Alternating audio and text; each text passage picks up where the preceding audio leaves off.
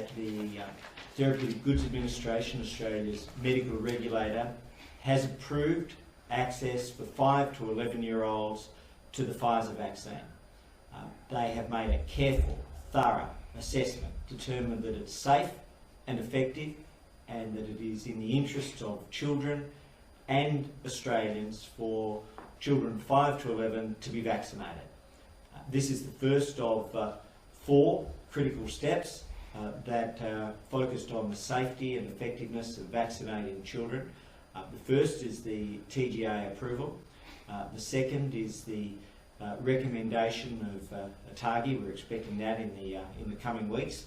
ATAGI is the Australian Technical Advisory Group on Immunisation.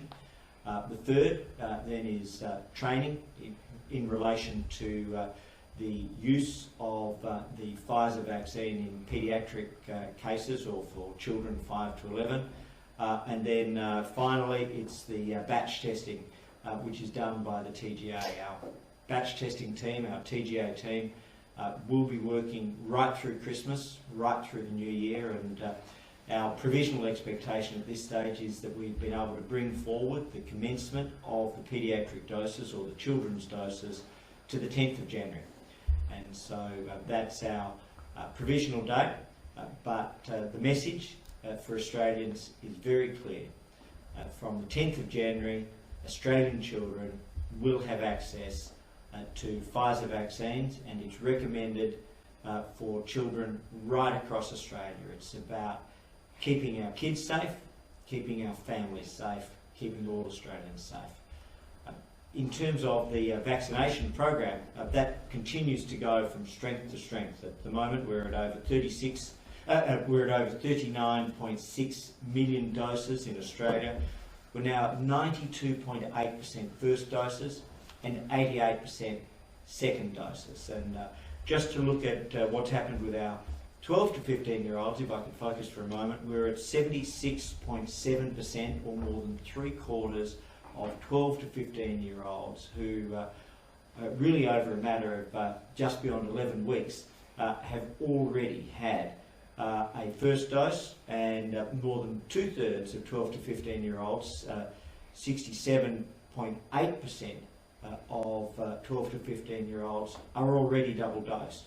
And so Australian teenagers have stepped forward to be vaccinated. I know my own son is in that category. He went down to the pharmacy.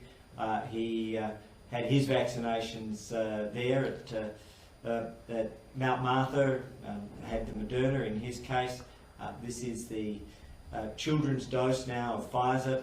The children's Moderna is also being considered by the TGA, and they'll form a view on that based on the data in the coming weeks. So there are plenty of vaccines, plenty of options for every Australian child between 5 to 11 to be vaccinated, and we want to thank all of those people who have stepped forward, been vaccinated so far, and to continue to urge Australians to join that 92.8% of 16 plus, to join the over 76.7% of 12 to 15-year-olds. And this is your chance to protect your children, to protect your family, and help protect Australians. With that, I'll invite Professor Skerritt. Thank you, Minister, and good morning, everyone.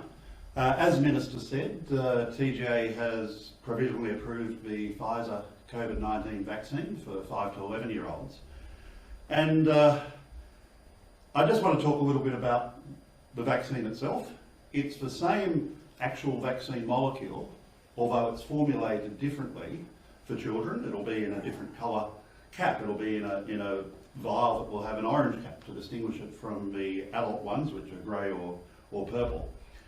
It's 1/3 the dose, because like medicines, often with vaccines you get off with a smaller dose for younger children. So it's 1/3 the dose. It has extensively been clinically tested.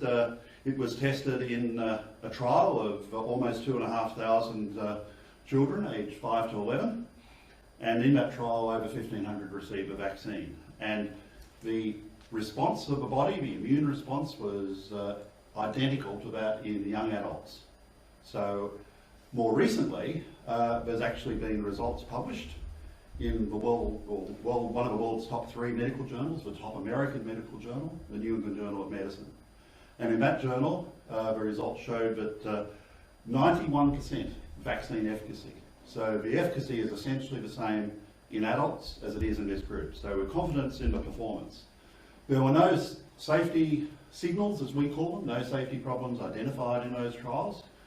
The children had some of the same things that adults get: tiredness, sore arms, headache, and so forth, but these tended to be brief and fairly short-lived. So we're confident in the safety of this.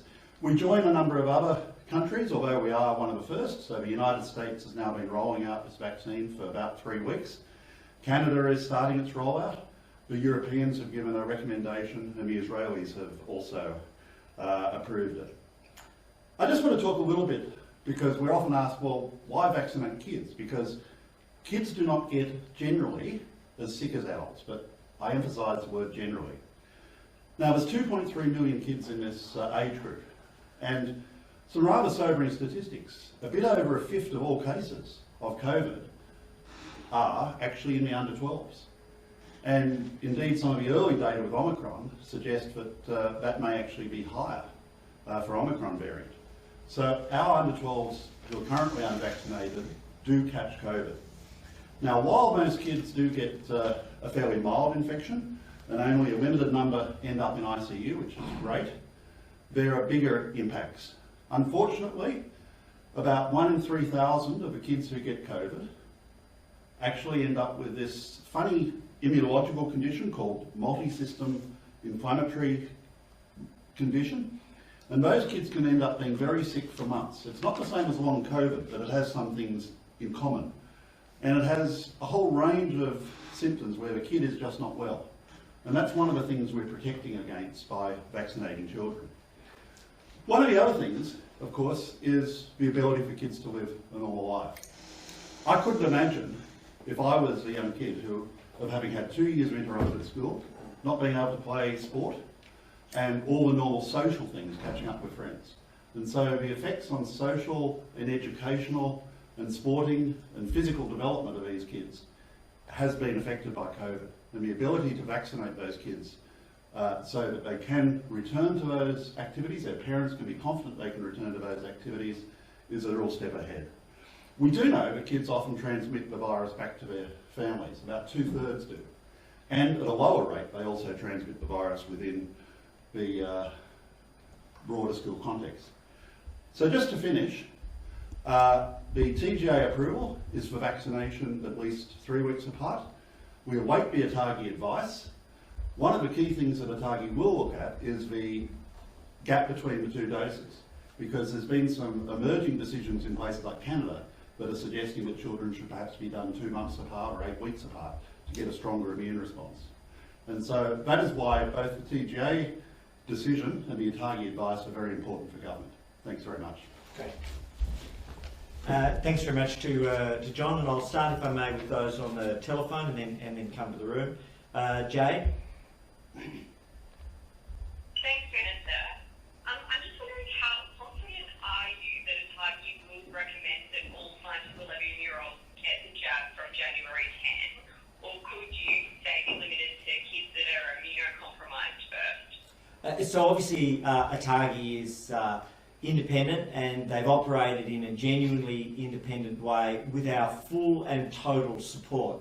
But the early advice is they've been working in parallel with the TGA throughout, and that there are no red flags, and so our expectation is that they are set to approve following the TGA. But again, they'll operate independently, and we're expecting that advice in the coming weeks. But we have set the provisional January the 10th date based on the preliminary advice so far. Andrea? Good morning, Minister. Just 2 questions. Firstly, given that we saw a push, particularly from Queensland, to have ways for all children to be able to get access to the jab initially, now this has been announced, do you believe they may hold off opening state borders until after kids hit 80% as well? There's no reason for that. The Doherty modelling was set out very clearly on the 80% rates for double-dosed across the country for 16 plus. And what we have seen now is that in terms of the 12 to 15-year-olds, we've now had an extra 1.8 million vaccinations over and above the Doherty modelling. The Doherty modelling was based on an 80% national rate for double-dosed and didn't include 12 to 15-year-olds. So in addition to the Doherty modelling, as I say, approximately 1.8 million extra doses, and the Doherty modelling was based on the 80%. We're now at 88% double dosed for 16 plus. So Australia is well ahead of the Doherty benchmarks and the Doherty expectations. So there should be no reason for this to be anything other than providing additional impetus to reuniting Australians. Claire. Just my second question, sorry, Minister. Sorry, okay. Senator Sandy Martin has been accused of throwing punches at a party function as the party's federal director. When will government MPs and senators stop behaving badly? I apologise, I'm not aware of this incident, and so it's not appropriate to comment on that. I do know, of course, there was a very egregious incident in the Senate this week.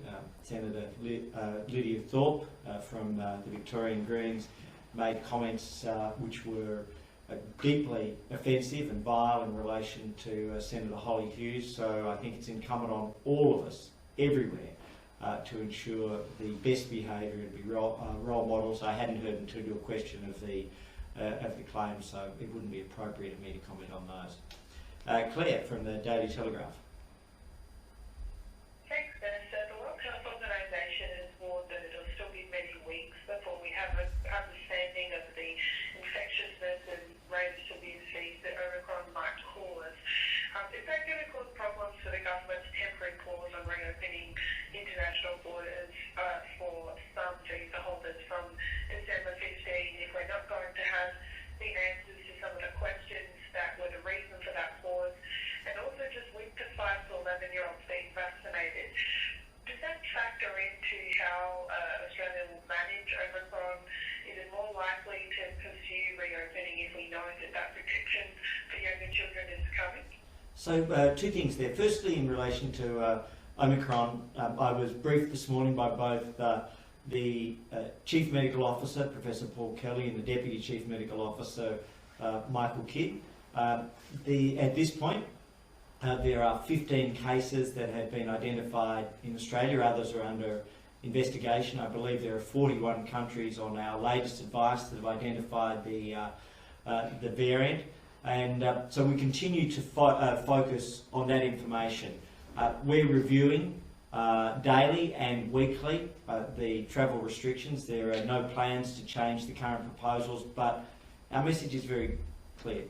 Safety and medical advice first. That's been our approach throughout the pandemic, and that will continue to be the approach. And so if the medical advice changes, then we change the rules in accordance with that. But as of this morning, there was no change in that advice and no change in that time frame from my discussions with the Chief Medical Officer and the Deputy Chief Medical Officer. In terms of vaccinations, I think what the 5 to 11-year-olds does is it increases our confidence. It increases protection in the nation, and I think they're very important. I will ask Professor Skerritt, who's been involved with the South African briefings. I think he's had extensive engagement with the international bodies and South Africa for his preliminary advice in relation to what we know and what we don't know. I think it's very important to be upfront about that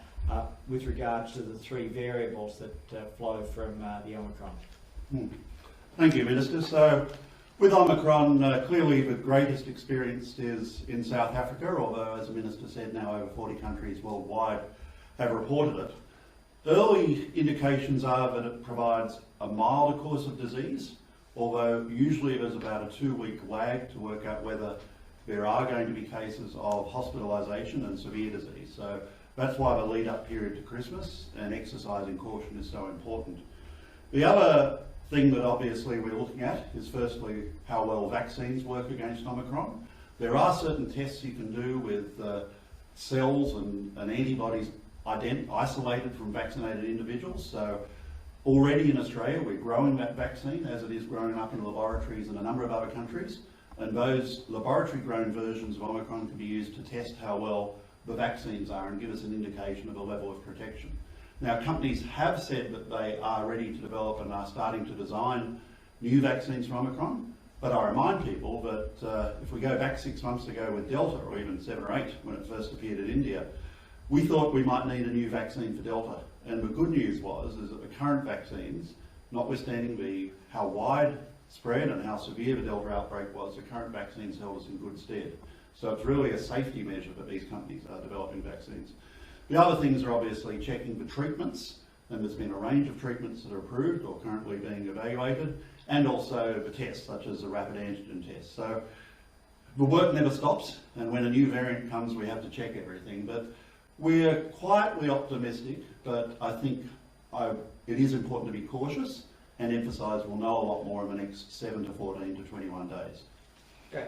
Thank you. I might come to those in the room now. Professor, can I ask, with this provisional approval, was Omicron a consideration as part of this? We looked at the data, which was against people with Delta and some Alpha and other variants. So clearly when the clinical trials were done of this vaccine a few months ago, Omicron hadn't been anticipated. I mean, viruses, and it's important, this is nothing special with COVID. In fact, the flu virus actually mutates faster than COVID. And we have a new flu vaccine composition every year. So this is how viruses act in the real world.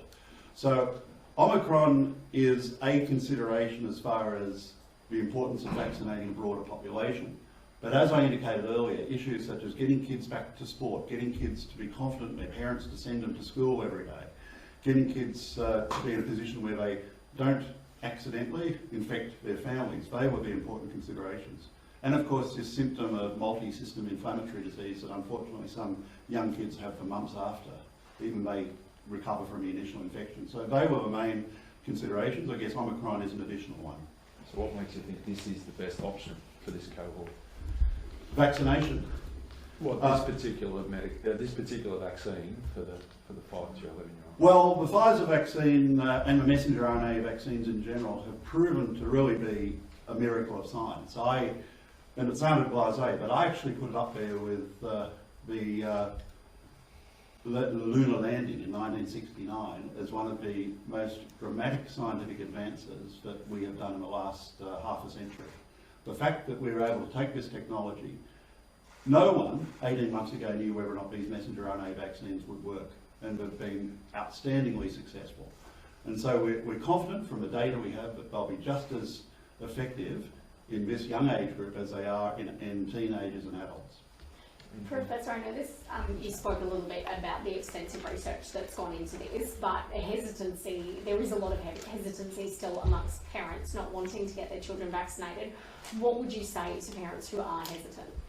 Well, Australia has a tremendous track record, and the Minister's spoken about it often, of vaccinating our children. We have one of the highest paediatric vaccination rates in the world, I think it's fair to say, Minister, and it's something we're proud of. Now, vaccination for these age groups is not mandatory.